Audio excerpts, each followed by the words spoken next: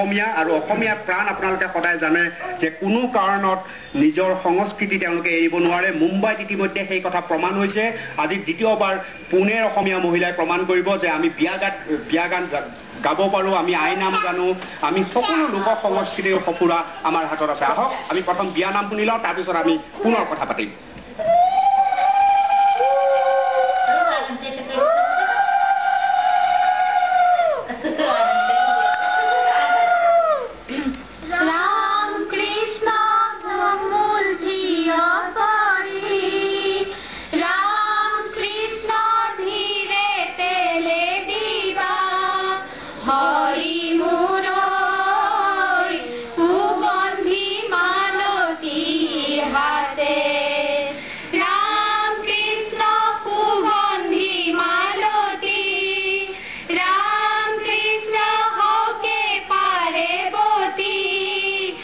উৰুলি খুব ধুনীয়াকে দিছে, আপুনি এবাৰ উৰুলি এটা দিয়ক।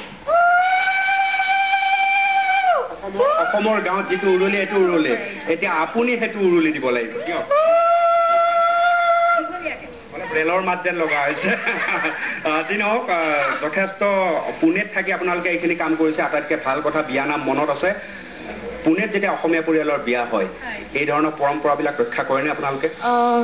আমি অসমীয়া ফেমিলি বিয়া হ'লে প্ৰায় পুনেত অসমীয়া আৰু অসমীয়াৰ লগত যেতিয়া বিয়া হয় দৰা কইনা, ঠিক তেতিয়াহ'লেতো বিয়া অসমতেই হয়, খালি ৰিচেপশ্যন ইয়াত হয়।